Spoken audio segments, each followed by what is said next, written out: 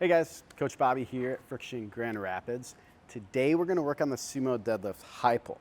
So why might you use this movement in your training? Well, one, this movement is a transitional movement, right? So it's going to teach us how to link up a lower body movement, the Sumo deadlift, into an upper body pull, the high pull.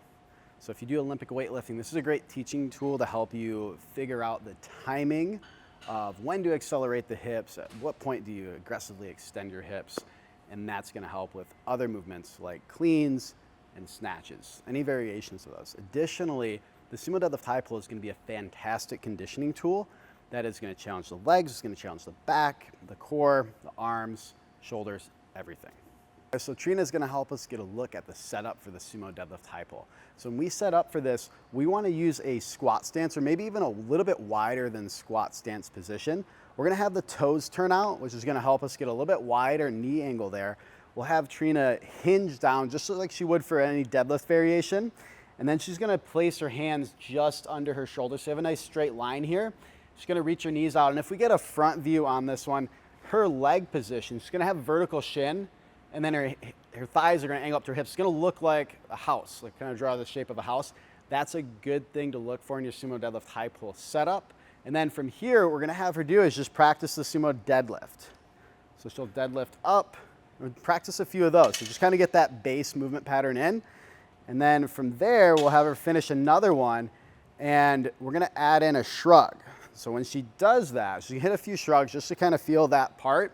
And then we're going to have her come back, do a Sumo deadlift followed by a shrug. And she kind of snuck in this extra hip drive. So this is where we can kind of learn the timing with the hips.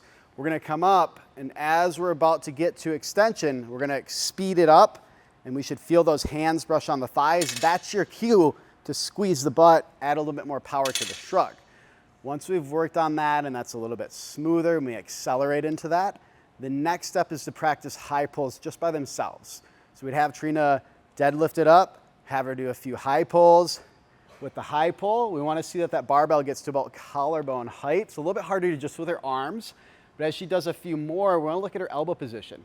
Elbows are high, they're above the bar. We're thinking about getting them to our ears. Cool. So now that we got a good feel for that, we're going to add that into the previous movement where she extends the hips, she shrugs, and then her arms are going to act just as a guide here. Good. All right, guys, so now that we get a general idea on how to learn and progress this movement to get the full pattern, let's kind of refine it a little bit. So first thing we want to think about with improving this is when we initiate the movement, we want to think about using our quads and our legs and driving into the ground to initiate that. Cool, so you can kind of think about that in the first portion of the pull.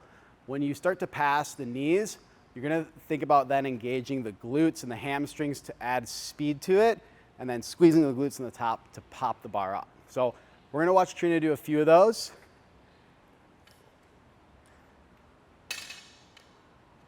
Good.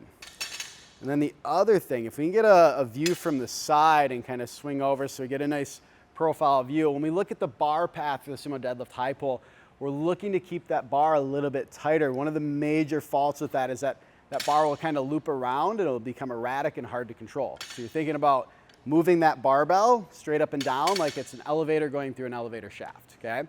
So straight path there. And then another big thing to focus on is just where you finish with that barbell. We'll oftentimes see the elbows sit low and back, and that's gonna make it kind of fall into that loopy barbell pass. So just remember to keep the elbows high and tight. All right, guys, so I hope the Sumo deadlift high pull has been a cool exercise for you to either refresh on or think about incorporating into your exercise routine as either a teaching movement or as a great conditioning movement. Either way, if you want to see more videos like this one, like and subscribe. And if you want to get some more in-person coaching and see what these movements look like with a professional taking you through that, check out frictiongrandrapids.com and book an intro.